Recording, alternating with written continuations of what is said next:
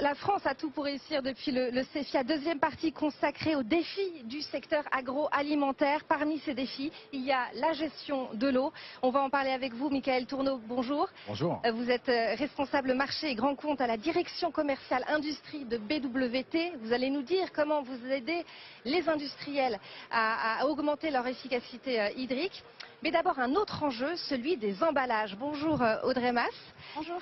Vous êtes directrice commerciale de Cellulopac. Alors vous fabriquez des emballages à partir de cellulose, comme des supports de gobelets ou encore des barquettes alimentaires.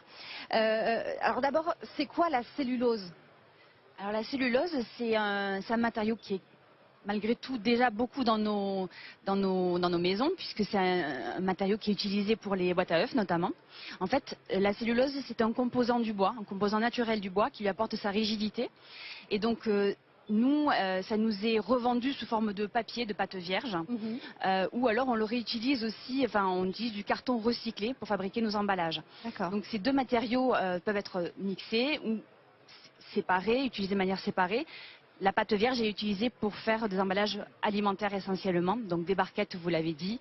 Et la différence avec les boîtes à œufs, justement, c'est que nous, on utilise cette cellulose pour le contact alimentaire direct. Ah oui. Et on fait des emballages rigides qu'on vient presser et mouler, comme des gaufres en fait, et qui sont extrêmement résistants à l'humidité, on va dire partiellement, puisqu'on verra après qu'on apporte aussi de la rigidité autrement. Ils sont surtout esthétiques aussi, propres, lisses, et c'est ce qui plaît aussi à nos clients.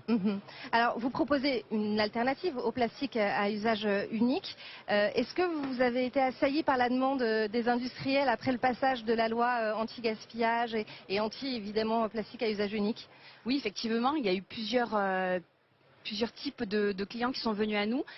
Bien sûr, il y a la partie agricole, agriculture, avec des barquettes pour des avocats, pour des nectarines, ce genre de produits qui sont relativement simples à réaliser pour nous.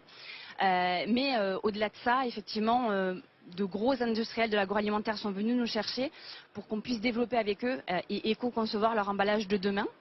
Donc c'est un vrai défi. Ils veulent quoi, du plus léger, du moins cher, du plus... Alors le prix, ça reste effectivement toujours un point clé. Mais je dirais que c'est pas ce qu'ils viennent chercher en premier. Chez nous, ce qu'ils viennent chercher, c'est un emballage recyclable, bien perçu par le consommateur, qui répondent aux législations, vous l'avez dit, de demain. C'est en ça qu'on peut vraiment les accompagner et faire un peu un laboratoire, on va dire, d'éco-conception pour eux, pour aller bien sûr à l'industrialisation, parce que c'est notre but ultime. C'est ça. Et là, à l'heure actuelle, vous vous êtes positionné sur du sur-mesure. Pourquoi sur-mesure? Pourquoi pas faire du standard, de l'emballage standard? C'est là qu'on va avoir la plus forte valeur ajoutée finalement, parce qu'on va, comme je l'ai dit, accompagner l'industriel dans le développement de son emballage. On va essayer de limiter l'impact sur ces lignes de production, c'est-à-dire que par exemple aujourd'hui il utilise un emballage plastique, une barquette, qui passe sur des lignes automatisées, et il faut que nous on puisse s'adapter à ces contraintes-là. Donc ça c'est des contraintes, je dirais, techniques, mécaniques, de passage sur ligne, mais effectivement aussi s'adapter à des contraintes de durée de vie dans les rayons, aussi de plus en plus importantes. C'est ça. Donc c'est aussi pour ça qu'on ne peut pas non plus 100% se passer de plastique chez nous. On a un liner, on appelle ça un liner, un dépôt de plastique, une fine couche de plastique qu'on met dans la barquette pour lui apporter de l'étanchéité. On diminue drastiquement quand même la quantité de plastique, puisque on utilise 10 à 15% de plastique maximum, et c'est en ça qu'on va pouvoir l'accompagner. Et alors, vous avez, pour répondre à la demande, investi 5 millions d'euros dans une deuxième usine près de Toulouse. Est-ce que vous avez très rapidement eu des freins, rencontré des freins au développement de cette deuxième usine? Ça a plutôt été très bien accueilli, je dirais, au niveau global. Il n'y a pas de frein particulier, au contraire, on a été bien accompagnés. On a souhaité quand même malgré tout répondre à des normes, je dirais, exigeantes en termes d'environnement. On a des panneaux solaires. Et des normes aussi liées à la gestion de l'eau. Alors l'eau, effectivement, chez nous, elle est systématiquement recyclée dans le circuit parce qu'on en utilise beaucoup. Donc on recycle l'eau pour en consommer le moins possible. Parce que c'est un défi évidemment très important de la filière agroalimentaire. Michaël Tourneau, on va en parler avec vous. Chez BWT, Best Water Technology, le leader européen du traitement de l'eau. Comment la filière s'organise depuis la parution? Il y a eu un décret le 25 janvier sur la réutilisation des eaux usées. Comment ça s'organise? Ça a eu l'effet d'une bombe dans le milieu? Effectivement, et il faut, je pense, dans un premier temps, poser le contexte, notamment en France, par rapport à nos voisins européens. C'est que la France, jusqu'à aujourd'hui, et dans l'industrie agroalimentaire, on n'avait pas le droit de réutiliser une eau sortie de station d'épuration. Parce que c'est une étape de traitement dans une usine agroalimentaire. Elle est transformée, l'eau dans une usine pour faire du chaud, pour faire du froid, pour conserver. Et elle est mise aux normes avant rejet. Et jusqu'à aujourd'hui, jusqu'à la parution de ce décret, en fait, les industriels agroalimentaires n'avaient pas l'opportunité de réutiliser cette eau.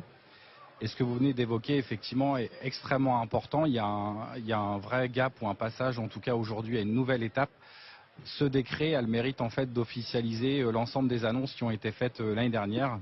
Alors justement, comment vous les accompagnez, ces industriels, dans le traitement des eaux usées de leurs usines? Alors l'idée de les accompagner, en fait, c'est sur l'ensemble du cycle de l'eau. Parce que ce qui est important pour un industriel, même si aujourd'hui on emploie le terme recycler, comme vous venez de le faire, ou réutiliser, l'industriel doit garder une démarche progressive et méthodique dans ses économies d'eau. Et c'est là notre mission BWT de les accompagner. Il y a 3 R en fait qui sont identifiés, qui donnent une méthodologie, comme je le disais, qui sont réduire, réemployer et recycler. C'est ça. Et à chacune de ces étapes, il faut réduire ses consommations en eau.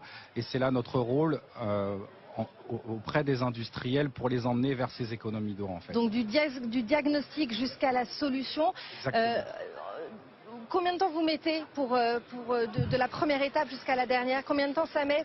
Si une usine veut se mettre par exemple aux normes, aujourd'hui, ça met combien de temps? C'est une question extrêmement pertinente et qui explique le choix d'être méthodologique dans cette approche. C'est que le réduire peut aller très vite, également en termes d'investissement et de mise en place. Et au plus on va avancer dans la démarche, au plus je dirais la démarche sera importante, avec des coûts donc importants associés. Aujourd'hui, avec la sortie de ce décret, les industriels se préparent à la mise en place de solutions industrielles à leur échelle, j'irais sous un horizon de 1 à 2 ans. Et donc là, on est sur la 3e étape précisément. Eh ben, on va suivre ça de près, en tout cas, c'est sûr. Merci beaucoup, Michaël Tourneau, responsable secteur agroalimentaire chez BWT. Merci beaucoup, Audrey Mas. Je rappelle que vous êtes directrice commerciale de Cellulopac. On termine cette émission avec Sébastien Gillet. Bonjour. Bonjour. Vous êtes le directeur de la division des salons